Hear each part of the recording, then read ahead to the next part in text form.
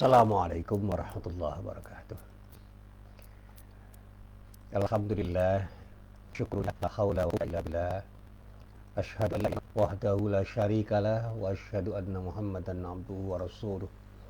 Allahumma shalli wa sallim ala alihi wa sahbihi wa man wala, amma ba'd.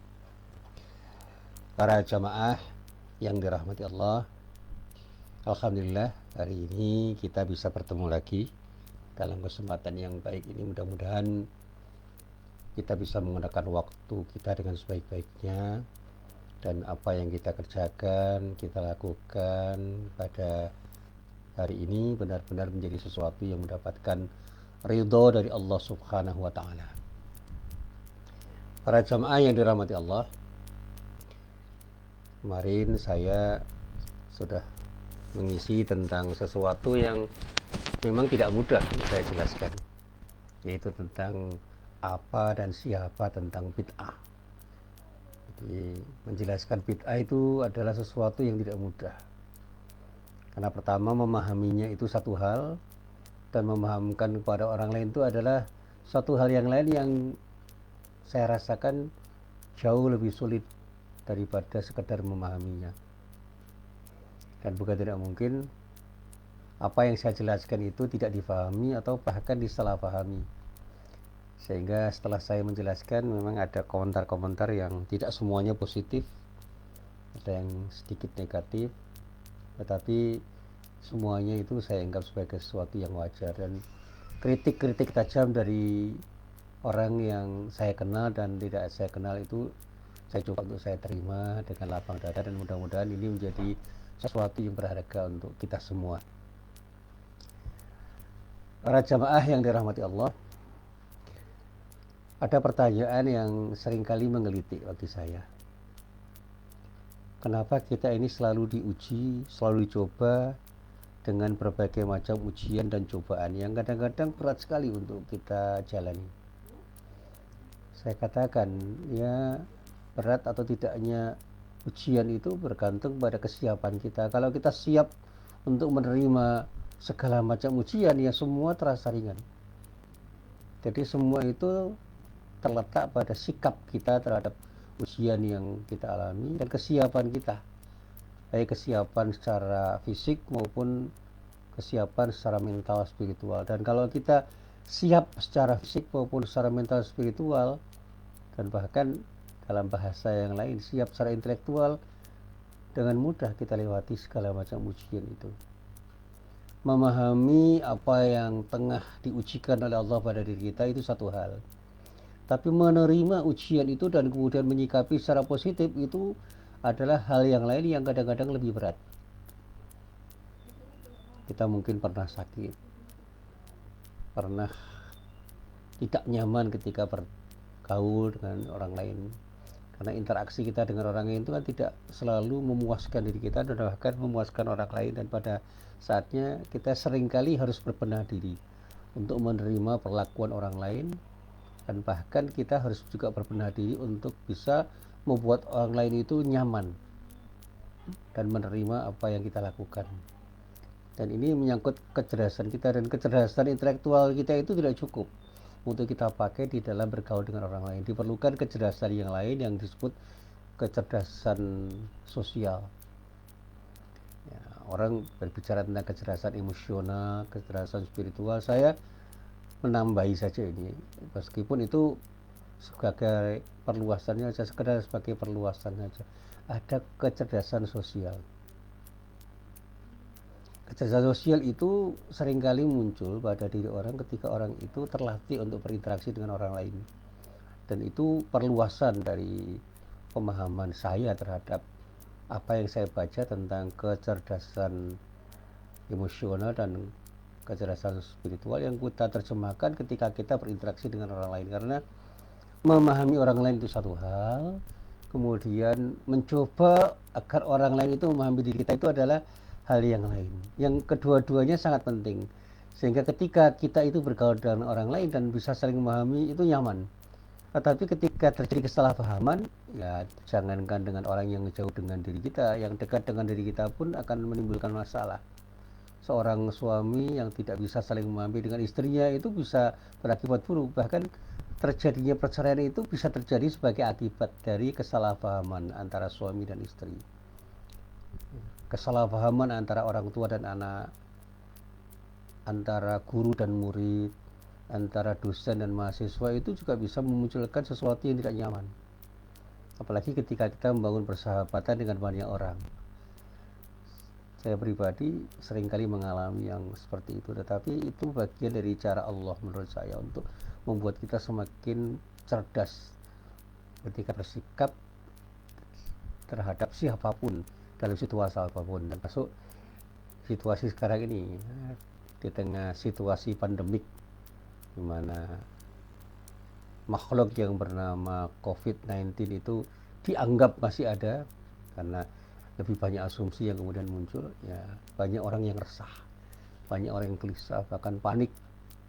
Bahkan saya itu seringkali bergurau dengan orang lain, Bu, sekaranglah semuanya itu kita selesaikan bersama-sama supaya kita itu bisa nyaman gitu. Bahwa ada atau tidaknya virus yang disebut COVID-19 itu kan kita juga tidak sama-sama benar-benar tahu. Ya, apalagi saya ini orang awam. Yang namanya virus saja saya membaca berkali-kali juga belum paham apa siapa itu. Pengenalan saya terhadap virus juga sudah saya coba untuk saya kenali dengan baik dalam tulisan-tulisan yang dibuat orang, dan bahkan dialog-dialog tentang masalah, dan bahkan saya bertanya pada banyak orang, itu ternyata ya belum memuaskan. Dan pada saatnya saya masih gamang untuk bisa meyakini inilah yang harus saya ketahui dan saya yakini, dan menjadi sesuatu yang menjadi pijakan saya untuk bersikap dan berbuat sesuatu dengan tepat. Termasuk ketika saya diajak sholat masjid itu, saya pribadi gak ada masalah, tapi banyak orang yang tidak nyaman dengan apa yang saya lakukan, dan bahkan memberikan komentar-komentar yang menurut saya itu kurang proporsional. Tapi biarlah semua lalu. Ya. Para jamaah yang dirahmati Allah, sekali lagi hari ini kita akan mencoba untuk memahami ujian, cobaan, rintangan, hambatan yang seringkali terjadi, dan kalau kita itu menyikapi semuanya dengan sikap positif, anggap itu sebuah tantangan untuk lebih maju, untuk bisa membuat kita itu lebih baik. Termasuk yang ditulis oleh banyak orang tentang kita. Ini saya membaca tulisan yang terkait dengan fitnah akhir zaman. Dan beberapa kali memang saya ditanya tentang apa disebut fitnah akhir zaman itu, yang oleh sebagian ustaz, sebagian mubalik, sebagian khatib dan tokoh agama dijelaskan sebagai sesuatu yang menurut saya itu cenderung atau terkesan meresahkan.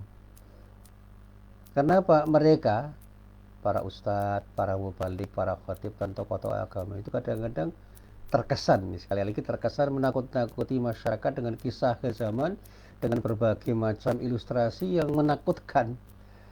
Padahal itu kesan yang diterima oleh orang. Dan tidak semuanya harus kita sikapi dengan seperti itu. Meskipun ujung-ujungnya di akhir penjelasannya para ustadz, para mubalik, para khatib dan tokoh-tokoh agama itu mengajak kita dengan penjelasan-penjelasan yang menyejukkan untuk menyikapi hal itu sebagai sesuatu yang biasa saja itu. Karena yang namanya ujian itu akan selalu ada. Jadi fitnah dalam pengertian ujian atau cobaan dari Allah itu akan selalu ada.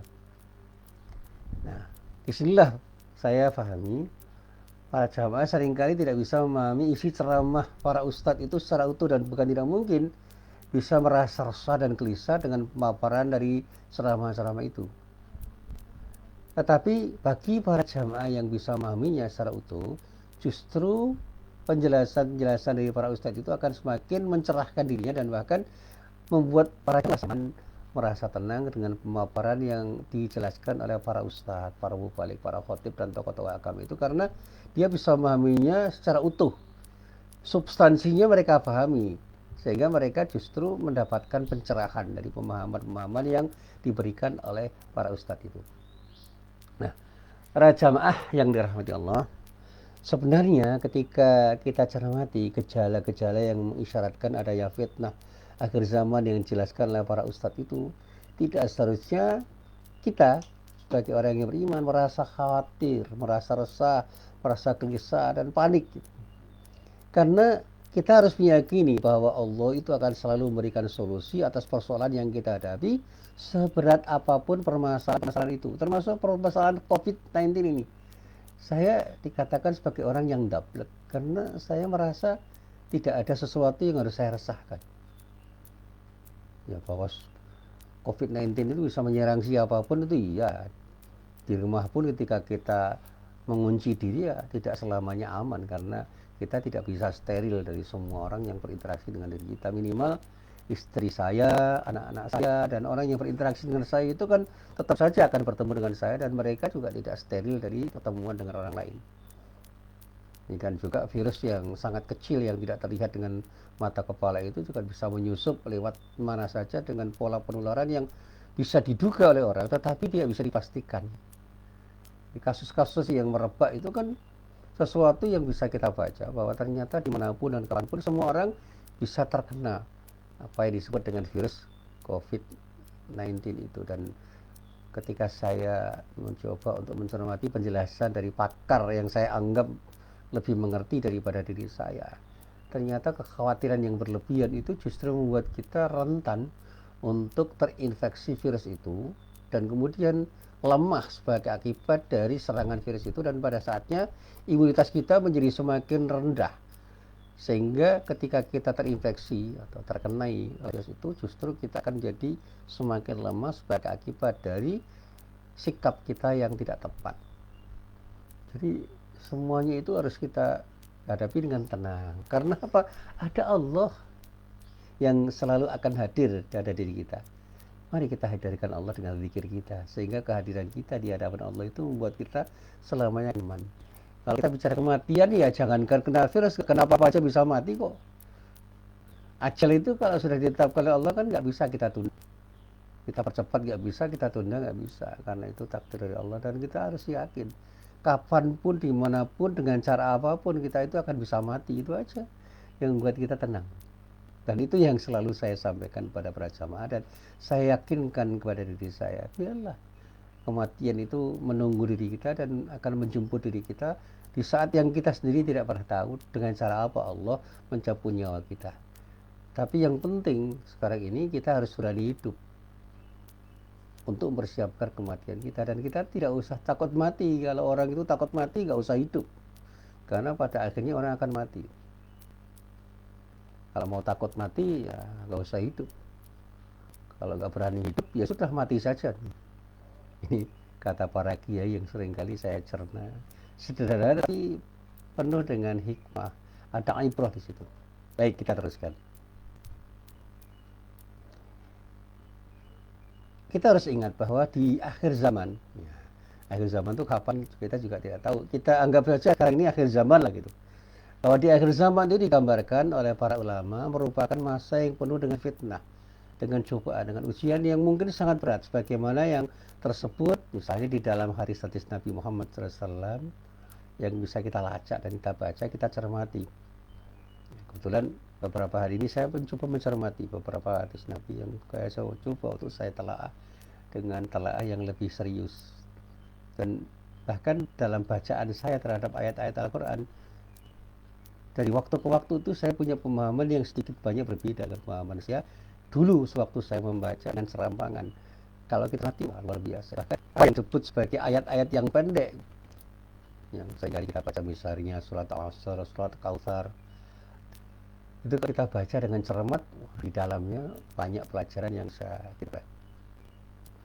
Nah, sekali lagi, di dalam kajian-kajian hadis yang pernah saya lakukan, saya temukan bahwa Rasulullah Sallallahu Alaihi Wasallam itu pernah memperingatkan kita.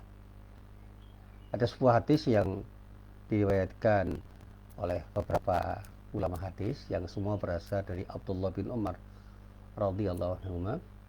Dinyatakan begini. Beliau Abdullah bin Umar itu berkisah, kunna inda Rasulillahi sallallahu alaihi wasallam qu'udan. Jadi diceritakan kami itu pernah duduk di sisi Rasulullah sallallahu alaihi wasallam, yang waktu itu memang terkesan bahwa Rasulullah dan para sahabat itu menikmati. Lalu dikatakan fadzakara fitan. Nah, oleh Abdullah bin Umar diceritakan bahwa Rasulullah menyebut ya, mengatakan sesuatu yang dia katakan sebagai fitnah. Nah, fitnah di sini ini saya pahami sebagai ujian yang bisa berarti chaos atau kekacauan. Dan bahkan dikatakan oleh Abdullah bin Umar, fa'aktsara dzikraha hatta dzakara fitnatal ahlas. Akan Abdullah bin Umar mengatakan Rasulullah itu menuturkannya dengan sangat panjang lebar, sampai beliau menyebutkan sebuah istilah yang dikenal dengan sebutan fitnatul ahlas. Fitnatul ahlas itu nanti bisa kita jelaskan. Apa yang disebut fitnatul ahlas? Lalu disebutkan di dalam hadis itu, faqal ya Rasulullah wa ma fitnatul ahlasi. Diceritakan pada waktu itu ada seorang yang bertanya. Apa pertanyaannya? Ya Rasulullah, apa yang disebut dengan fitnatul akhlas itu? Jadi ada orang kemudian berkata beliau, apa yang disebut dengan fitnatul akhlas itu? Qala Rasulullah menjawab pertanyaan itu dengan pernyataan, dengan kata-kata begini. Hiya fitnatu harobin wa harobin.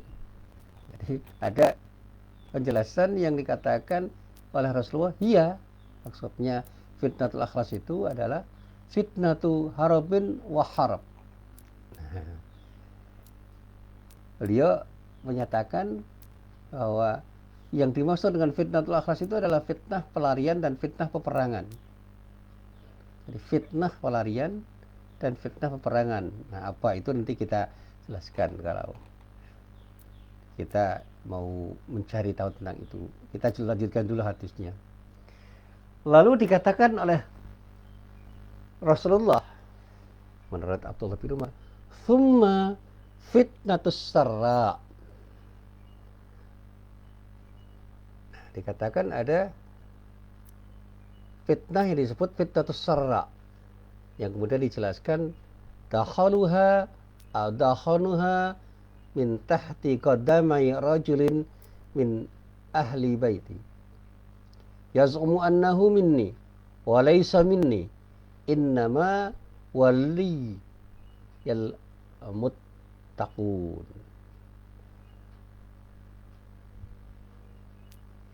Dikatakan innama waliyal muttaqun. Ini penjelasannya seperti yang nanti saya coba untuk saya jelaskan. Jadi katakan innama waliyal muttaqun thumma yastarikhun nasu ala rajulin ka warikin ala dilai. Yang kedua itu dinyatakan oleh Rasulullah yang disebut dengan fitnah sarra, yang dijelaskan kemudian oleh Rasulullah, yang kerusakannya muncul dari bawah kedua kaki seorang laki-laki dari ahli baitku. Dia mengira bahwa dia itu tentara masuk golonganku, padahal dia itu bukan dari golonganku. Karena waliku, maksudnya orang-orang yang menjadi teman setiaku, itu hanyalah orang-orang yang bertakwa. Rasulullah kemudian mengatakan, kemudian manusia itu orang-orang bersepakat mengikuti seorang laki-laki sebagaimana bersatunya pangkal paha. Ini metafor yang dikatakan oleh Rasulullah. Kemudian dikatakan di dalam hadis itu, summa fitnatud duhaima la dada'u ahadan min hadhil ummati illa latamathu latmatan. Fa idza qila in qata'at tamadat yusbihur rajulu fiha mu'minan wa yumsikan hatta yasala ustataini usnain la nifaqa fihi wa fustatu nifatin la imana fihi idza kana lakum fantadiru dajjala minal yaumi al-ghadin. Nah, ini yang menyatakan oleh Rasulullah, itu pernyataannya lebih melengkapi. Kemudian ada fitnah yang ketiga yang namanya fitnah duhaima, yang dikatakan oleh Rasulullah yang tidak meninggalkan seorang pun dari umat ini kecuali menimpanya. Kalau ada berita fitnah itu beritanya semakin melebar. Jadi ada fitnah duhaima di mana tidak ada orang yang tidak tertimpa dari fitnah ini. Bahkan kalau ada berita bahwa fitnah itu terhenti, justru kenyataannya semakin melebar.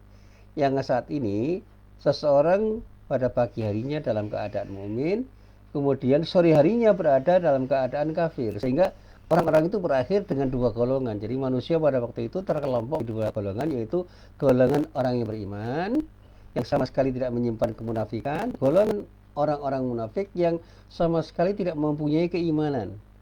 Nah, Rasulullah kemudian menyatakan dengan simpulannya, jika kondisinya sudah seperti itu, maka tunggulah Dajjal semenjak hari ini atau esok harinya akan datang. Jadi tinggal tunggu datangnya Dajjal. Nah, tentang Dajjal itu nanti kita bahas dalam kesempatan-kesempatan berikutnya. Nah, ini hadis yang diriwayatkan oleh misalnya Imam Ahmad. Nanti bisa kita baca. Di dalam kitab Musnad Ahmad bin Hanbal, Ahmad meriwayatkan pada juz 2 halaman 133, hadisnya nomor 6168, dan juga diriwayatkan oleh Abu Dawud dalam kitab Sunan Abi Dawud juz 4 halaman 94, hadisnya hadis nomor 4242, dan semua berasal dari Abdullah bin Umar radhiyallahu anhu. Nah, para jemaah yang dirahmati Allah, para ulama mengatakan bahwa hadis ini menjelaskan tentang 3 macam fitnah akhir zaman. Jadi kita akan diuji dengan fitnah akhir zaman yang macamnya atau ragamnya itu ada 3 macam. Jadi kalau tadi saya katakan ada chaos, ada kekacauan, itu ada 3 macam kacauan. Yang pertama itu yang disebut fitnah al-akhlas, yang kedua as-sarra, yang ketiga tuhaima. Nah, kita coba kita urai. Yang pertama, apa yang disebut fitnah al-akhlas? Fitnah al-akhlas itu apa? Fitnah al-akhlas itu ada fitnah, kejadian, peristiwa atau gejala yang dimunculkan dengan banyaknya pengungsian dan banyaknya perampasan harta dan banyaknya nyawa yang melayang. Jadi di situ ada pembunuhan, ada perampasan harta, ada pengungsian. Nah, sekarang kita lihat itu.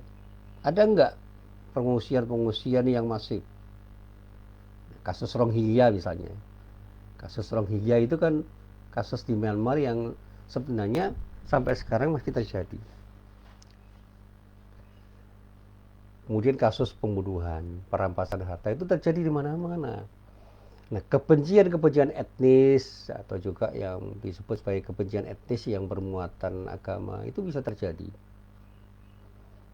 Sehingga orang-orang yang berbeda suku, berbeda agama, berbeda ras, dan antar golongan itu bisa saling membenci, sehingga orang-orang yang berada dalam tekanan karena powerless, karena tidak berdaya, itu harus mengungsi.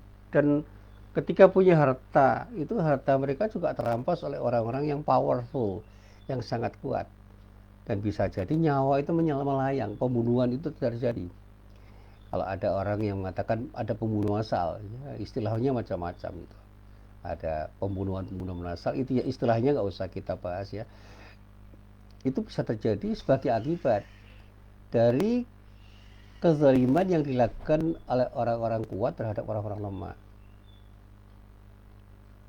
Di mana ada kelompok yang betul-betul powerful menindas orang-orang yang ada posisi powerless di situ. Demikian juga negara-negara yang adik kuasa disebut sebagai negara yang superpower, itu kalau mereka arogan bukan tidak mungkin juga akan menindas negara-negara kecil, sehingga banyak orang yang mengungsi, banyak orang yang terampas hartanya, banyak orang yang mati sebagai akibat dari kezaliman yang dilakukan oleh penguasa-penguasa di negara itu. Nah, ini yang disebut dengan fitnatul akhlas. Yang kedua yang disebut fitnatus sarra. Nah, fitnatus syara itu di dalam kajian hadis, dalam kitab syara itu dijelaskan ada 3 macam. Yang pertama kios atau kacauan karena perebutan sumber daya alam misalnya. Kita nggak usah menyebut tempat ya, nanti malah repot itu, karena betapapun sebutan itu akan memunculkan sesuatu yang mungkin saja disalahpahami. Tapi perebutan sumber daya alam itu kan akan terjadi di mana-mana. Atau yang kedua, chaos atau kacauan yang membuat orang-orang yang membenci atau musuh-musuh itu senang. Misalnya kacau yang sebenarnya itu terjadi karena dibuat atau by design oleh orang. Misalnya sekarang kita melihatnya di Indonesia itu ada istilah SARA. SARA itu kalau di manage itu akan menjadi sebuah kekuatan yang luar biasa. Tapi ketika dipertentangkan dan disikapi dengan sikap yang tidak baik, tidak tepat, ya akan memunculkan chaos. Misalnya kerusuhan antar suku. Itu membuat orang lain bisa senang karena apa? Mereka bisa mengeruk keuntungan di dalam kekacauan itu. Kerusuhan yang terjadi antara orang-orang yang berbeda agama, berbeda ras, berbeda suku, dan berbeda golongan itu bisa membuat orang lain itu senang karena memang itu diciptakan. Jadi ada rekayasa yang memang diciptakan orang, dan pada saatnya kekacauan itu akan memunculkan sesuatu yang menyenangkan kelompok ketiga di luar orang-orang yang sedang rusuh itu.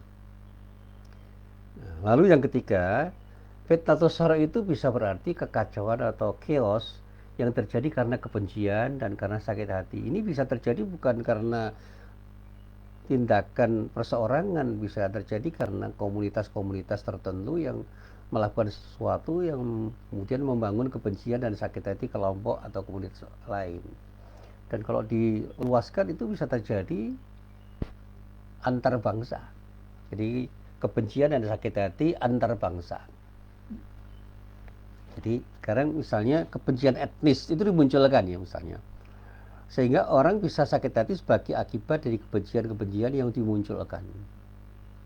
Etnis apapun terhadap etnis apapun, dimanapun dan kapanpun itu bisa terjadi. Dan yang seperti itu bukan tidak mungkin terjadi by design, ada rekayasa. Bukan terjadi secara natural. Ya, di Indonesia ini kan ada bermacam-macam suku, agama, ras, dan golongan yang bisa jadi itu dibenturkan. Nah, pembenturan seperti itu kan akan melahirkan chaos. Nah, kalau terjadi kebencian antar suku, antar kelompok tertentu di dalam agama tertentu dan ras tertentu serta golongan tertentu, dan membuat mereka juga sakit hati sebagai akibat dari perlakuan dari golongan lain, dari orang-orang dari kelompok agama, suku, dan ras yang lain, itu akan mengakibatkan kekacauan yang bisa terjadi dan sulit untuk didamaikan, karena kalau sudah pada level dendam itu akan lebih sulit lagi. Saya masih ingat dulu kekacauan di Kalimantan, itu kekacauan antar kelompok etnis tertentu atau suku tertentu, atau kekacauan yang ada di belahan dunia lain misalnya ya, di Cina ada kelompok Uighur yang itu tidak mudah untuk diselesaikan karena ada kebencian-kebencian etnis yang membuat orang lain itu bisa sakit hati karena disakiti oleh orang lain, yang bisa terjadi dimanapun, dan kita tidak usah menyebut satu persatu, kita sudah bisa memahami, dan itu akan memunculkan fitnah yang dimakan fitnatus syarra. Nah, kemudian yang ketiga yang disebut fitnatut duhaima, fitnah duhaima, yang bisa diberi pengertian sebagai kesimpang siuran kebenaran yang akan menimpa semua orang yang terlibat di dalam sebuah konflik. Sekarang ini kan orang bisa tidak memiliki kejelasan tentang benar dan salah. Karena apa? Ada manipulasi kebenaran. Dan itu bisa terjadi karena sekarang ini mencari orang dan kelompok yang jujur itu tidak mudah. intelektual pun tidak dijamin 100% bisa jujur. Kalau dulu pernah saya tulis ada yang namanya intelektual partisan, itu bukan tidak mungkin kemudian mereka akan berkata yang tidak benar atas nama apapun, karena apa? Mereka sudah tidak punya integritas. Dan kalau itu terjadi pada ulama, ada ulama yang disebut oleh Imam Ghazali misalnya sebagai ulama yang sangat terkenal, itu ulama yang bisa jadi menjadi penjilat karena lebih dekat kepada kekuasaan, di mana kepentingan-kepentingan duniawinya, kepentingan-kepentingan dunianya itu lebih diutamakan dari kepentingan akhiratnya. Mereka bisa lupa kepada Allah, ingat dunia, sehingga virus wahan itu bisa melekat pada diri mereka. Naudzubillah min dzalik. Kita tidak mengatakan ulama itu akan bisa begitu, tetapi kemungkinan terjadinya persoalan itu kan akan sangat mungkin terjadi dimanapun. Nah, ulama itu kan sebuah predikat yang dilekatkan pada sekelompok orang dengan kriteria tertentu. Nah, termasuk intelektual. Saya tertarik pada apa yang diucapkan Rocky Gerung. Tidak semua orang pintar itu bisa disebut intelektual, karena apa? Intelektual itu butuh integritas. Ada standar moral yang harus mereka miliki, sehingga kecerdasan intelektualnya itu tidak serta-merta akan mereka gunakan untuk melakukan sesuatu yang berseberangan dengan apa yang mereka miliki sebagai hati nurani, atau dalam bahasanya Rocky Gerung itu akal sehat. Mereka tidak akan berkata yang menentang akal sehat mereka. Tapi sekarang bisa kita lihat, ada nggak orang-orang pintar yang kebelinger, yang mengatakan sesuatu yang berseberangan dengan akal sehat mereka? Hanya ada karena kepentingan tertentu. Karena ada kepentingan tertentu, ya maaf, mereka harus mengatakan dengan kebohongan-kebohongan yang mereka kemas dengan kata-kata yang sangat indah. Naudzubillah min dzalik. Ini memang sesuatu yang kita harapkan tidak terjadi, tetapi faktanya kan bisa kita lihat. Ada nggak kejadian seperti itu? Jadi saya katakan dalam bahasa saya, fitnatul akhlas, fitnatul syara, dan fitnatul daimah itu bisa terjadi dimanapun dan kapanpun, pada siapapun. Kalau kita bicara pengungsian, perampasan harta, pembunuhan, bicara kekacauan yang diakibatkan oleh perebutan sumber daya alam, kekacauan yang terjadi karena rekayasa supaya musuh-musuh atau lawan politik itu terjerembab dalam lembah kehinaan, atau kekacauan-kekacauan yang terjadi karena kebencian apapun dan sakit hati, dan juga kekacauan yang terjadi sebagai akibat dari tersembunyinya kebenaran dikarenakan kejujuran itu sudah mulai redup, sehingga kebohongan-kebohongan itu menjadi sesuatu yang didemonstrasikan oleh banyak orang, dan karena itu kemudian kita akan sulit untuk mendapatkan informasi-informasi yang akurat yang bisa kita jamin kebenarannya. Nah, para jamaah yang dirahmati Allah, ketiga macam fitnah ini itu berkaitan dengan permasalahan-permasalahan sosial kemanusiaan. Tidak hanya melulu pada persoalan sosial politik atau sosial ekonomi saja, tapi sudah masuk ke ranah budaya misalnya, dan bahkan masuk ke ranah sosial keagamaan. Itu hanya yang bisa saya sampaikan di sini. Saya katakan ya, sekarang ini kan hanya karena pandemi yang namanya COVID-19, antara orang yang sekarang tidak mau ke masjid dengan orang yang mau ke masjid saja kan menjadi tidak nyaman berhubungannya. Bisa saling menghujat, karena kedua-duanya menurut saya kurang cerdas di dalam menyikapi realitas seperti ini. Kalau saya ditanya, ya biarlah mereka yang ke masjid itu ke masjid dengan keyakinan mereka, dengan menjaga diri untuk tidak melakukan sesuatu yang berpotensi buruk. Sehingga bukan masjid yang harus kita kunci, tetapi bagaimana memanage mereka yang mau ke masjid itu dengan sesuatu yang membuat mereka itu tetap nyaman di masjid, karena mereka datang ke masjid dengan bersih diri, bersih jasmani dan rohani. Masjidnya juga bersih secara jasmani dan rohani, artinya secara fisik sudah bersih, dan secara spiritual juga bersih, sehingga orang-orang itu datang ke masjid dengan nyaman, tidak terusik. Karena apa? Semua berangkat dengan ikhlas karena Allah pertama. Yang kedua, dengan cara-cara yang memang harus dilakukan dalam rangka untuk menjaga diri agar mereka tidak terkena dan mengenai orang lain. Artinya apa? Tidak memberikan dampak dan tidak terkena dampak dari apa yang dikhawatirkan yang disebut dengan virus corona itu. Karena kalau kita mau jujur, virus corona itu tidak hanya di masjid, di mana-mana juga mungkin ada dan orang bisa tertular dan menularkan dimanapun. Bahkan di pasar, di jalan, di supermarket, di swalayan itu lebih rentan daripada di masjid. Kalau kita mau jujur, tapi ya sudahlah karena memang terlanjur begitu ya monggo. Bahkan saya katakan orang yang menghujat orang yang di masjid itu kurang cerdas. Tapi orang yang di masjid yang harus marah, yang marah ketika dihujat itu juga kurang cerdas. Kalau saya ya biarkan aja sama-sama berjalan. Mengingatkan itu boleh, saling mengingatkan juga boleh, apalagi hanya dasarnya fatwa. Fatwa itu sekedar pendapat hukum yang boleh jadi ditentang, tidak disetujui, bahkan dilawan dengan perlawanan fatwa yang lain. Sekali lagi, saya pernah belajar tentang teori fatwa. Fatwa itu cuma pendapat hukum, bisa disetujui, bisa tidak. Dulu ada fatwa tentang rokok dan merokok. Yang tidak setuju banyak, dan yang tidak setuju kemudian melakukan tindakan yang bahkan sangat demonstratif. Ada fatwa tentang bunga bank itu haram. Lalu apakah semua orang Islam itu tidak berinteraksi dengan dunia perbankan? Ya enggak juga. Yang melawan fatwa itu ya masih banyak. Dan fatwa-fatwa lain masih banyak yang tidak efektif karena banyak di antara orang itu yang tidak sepakat dengan fatwa-fatwa itu. Fatwa misalnya di dalam dunia politik, fakta haramnya golput itu apa ditaati semua orang? Ya enggak juga. Yang golput juga masih banyak dan mereka meyakini bahwa apa yang mereka pilih itu sesuatu yang menurut mereka benar. Dan itu biasa saja di masyarakat. Termasuk fatwa sekarang ini, beragam fatwa yang berkaitan dengan COVID-19 nggak usah kita paksakan lah gitu. Kita sosialisasikan, ya. Kita mencoba untuk menyadarkan masyarakat, ya, tapi kalau ada masyarakat yang nggak setuju ya nggak usah marah. Biar saja masyarakat itu setuju atau tidak setuju. Yang penting kita saling menghargai dan orang harus cukup cerdas untuk menyikapi hal-hal yang seperti itu dengan sikap yang tepat, sikap proporsional, itu aja.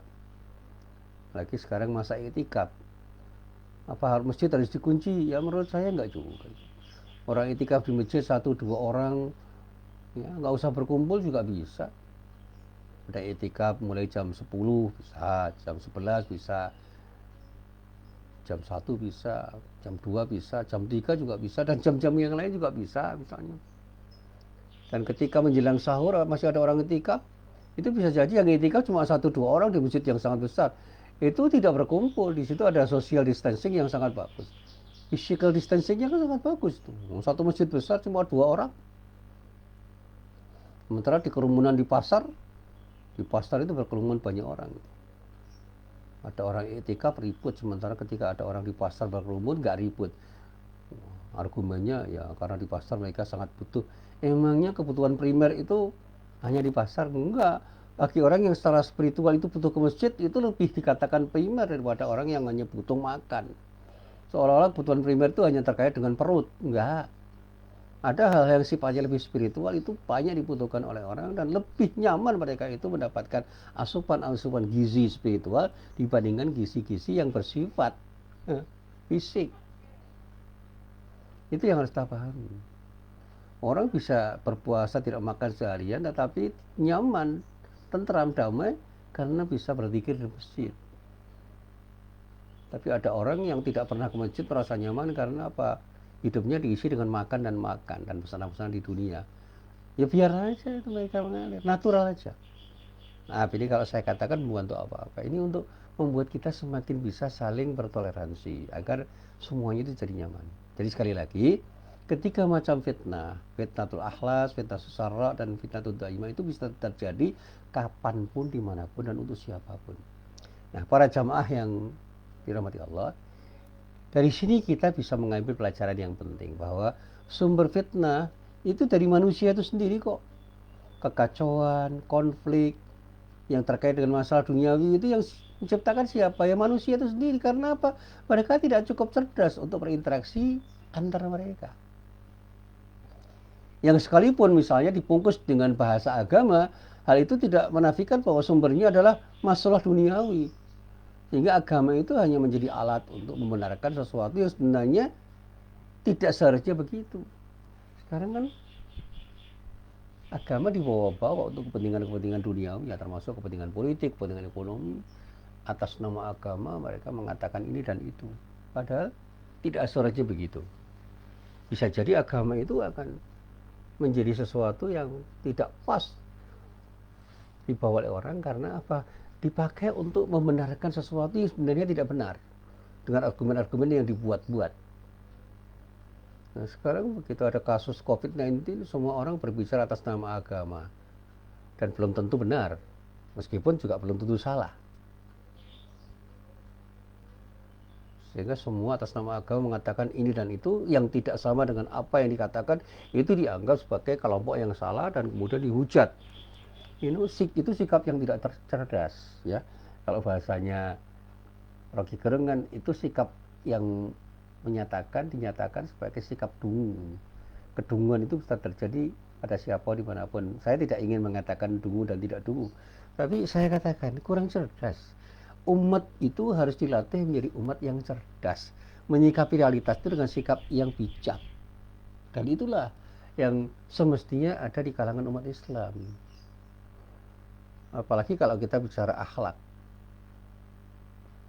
Kalau akhlak orang itu terbangun dengan baik, perbedaan-perbedaan pemikiran itu tidak harus melahirkan chaos. Perbedaan pemahaman itu seharusnya memunculkan sesuatu yang bermanfaat. Kalau kita bangun akhlakul karimah itu pada diri kita, dan pada saatnya kita jadikan landasan untuk berpikir dan berbuat. Nah, ini harus saya katakan karena saya sedikit prihatin dengan adanya sesuatu yang menurut saya kurang tepat untuk terjadi karena sikap kita yang tidak pas, tidak bijak. Saya sampaikan dengan bahasa yang lain. Nah, karena itu berkaitan dengan ini, tidak heran jika para ulama lebih banyak yang menganjurkan agar umat Islam itu menjauhi atau tidak terlibat dalam konflik-konflik yang bisa menciptakan fitnah-fitnah itu. Baik fitnah akhlas, fitnah sara, dan fitnah tuhaima. Sehingga tidak harus terjadi pengungsian massal, perampasan harta, pembunuhan, dan perebutan sumber daya alam yang sebenarnya dikendalikan oleh hawa nafsu mereka. Dan bahkan orang bisa mengatakan yang benar itu benar dengan nyaman, dan mengatakan yang salah itu dengan bahasa yang sederhana, sehingga yang salah kelihatan salah, yang benar kelihatan benar, tanpa harus merasa tidak nyaman dengan apa yang dia katakan. Karena apa? Ketika orang itu berinteraksi dengan kejujuran, itu semua enak. Tetapi kalau orang itu berinteraksi dengan kebohongan, itu menjadi repot. Bahkan saya katakan, sedapat mungkin kita itu bisa melopori sebagai orang-orang yang melahirkan solusi. Kita bisa keluar dan berperan sebagai penengah. Ini yang dikatakan syuhada 'alan nas, ummatan wasato. Jadi kalau kita ingin menjadi syuhada 'alan nas, ummatan wasato, khairul ummah, ya kita harus menjadi orang-orang yang bisa menengahi sebagaimana peran yang dimainkan oleh para rasul, para nabi waktu itu, dan orang-orang yang meneladani sikap para nabi, para rasul yang bisa menjadi penengah di ketika orang-orang itu sedang mengalami konflik. Bahkan ketika hadis tentang fitnah akhir zaman itu kita jadikan sebagai pijakan untuk memahami konflik-konflik yang terjadi di masyarakat, kita akan semakin paham bahwa umat Islam itu seharusnya tidak masuk ke dalam untuk terlibat dalam konflik itu. Mereka harus masuk ke dalam menjadi orang-orang yang memberi solusi. Sehingga aksi-aksi yang kita lakukan sebagai orang-orang yang akan memberi solusi itu bisa menciptakan ketenangan, tidak justru menambah keresahan dan kekacauan. Kita harus sadar bahwa tindakan orang-orang yang sedang mengalami keresahan karena konflik itu adalah sebuah sikap dan tindakan yang harus kita tengahi dengan tepat. Bahkan kalau kita gunakan diri kita manfaatkan diri kita perankan diri kita untuk bisa mendorong orang yang terlibat dalam konflik apapun namanya untuk islah, itu luar biasa. Karena perpecahan yang terjadi di antara kita, apalagi yang terjadi antara umat Islam hanya karena persoalan kecil itu bisa membuat ukhuwah yang ada itu menjadi tercerai-berai. Nah, jangan sampai kemudian terjadi kekacauan hanya karena kita punya sikap yang tidak bijak. Saya meminjam istilahnya Abdul Somad. Saat ini umat Islam itu membutuhkan suluh atau pelita untuk memecahkan persoalan-persoalan yang terjadi. Sehingga pernyataan-pernyataan dan sikap yang cenderung menyudutkan orang lain yang berbeda pandangan dengan dirinya, dengan menyebut misalnya mereka itu pendukung A, pendukung B, pembangkang, orang-orang yang tidak loyal, orang-orang yang aneh, orang-orang yang menyimpang, atau kelompok-kelompok yang tidak bersahabat, itu tidak terjadi. Karena saya katakan bahwa apa yang terjadi di masyarakat itu potret dari kecerdasan dan ketidakcerdasan orang. Jadi kalau orang-orang yang ada di masyarakat itu orang-orang cerdas, insya Allah semua akan baik-baik saja. Tetapi ketika yang terjadi di masyarakat itu adalah ada orang-orang yang tidak cerdas, orang-orang yang tidak tepat di dalam bersikap, orang-orang yang tidak bijak, persoalan sekecil apapun itu akan menimbulkan kaos. Kios itu akan terjadi sebagai akibat dari ketidakcerdasan orang ketika menyikapi persoalan. Kita harus ingat, para jamaah, Rasulullah SAW itu hadir di tengah-tengah kita untuk apa? Membarislah Islam untuk apa? Liutammima makarimal akhlak, untuk menyempurnakan kemuliaan akhlak. Jadi kita yang punya akhlak yang mulia itu semakin sempurna dengan kehadiran Islam. Dan kalau kita sebagai muslim yang mau mengikuti Rasulullah, jadikan diri kita sebagai orang yang menyempurnakan akhlak masyarakat, bukan justru memperkeruh suasana.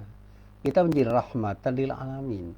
Mari kita tawarkan solusi atas semua permasalahan umat, permasalahan bangsa ini, permasalahan kemanusiaan ini, dan jangan punya keinginan untuk menciptakan konflik tanpa solusi, bahkan justru terlibat di dalam bersama-sama atau membersamai mereka untuk memelihara konflik dan menciptakan ketidaknyamanan di masyarakat.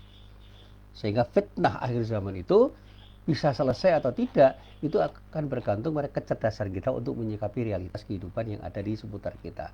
Mari kita belajar bersikap bijak untuk saling memahami, saling menghormati, dan pada saatnya kita bertakaful, saling menolong, saling membantu untuk menciptakan sesuatu yang baik, dan pada akhirnya dengan cara seperti itu insya Allah kita akan menggapai kemaslahatan bersama, dan kemaslahatan bersama yang kita gapai itu akan memunculkan kenyamanan, ketenangan hidup, dan insya Allah kita akan mendapatkan kebahagiaan hidup fit dunia wal akhirah. Inilah apa yang bisa saya sampaikan, mudah-mudahan tidak disalahpahami. Tapi kalau ada yang masih salah paham, monggo saja.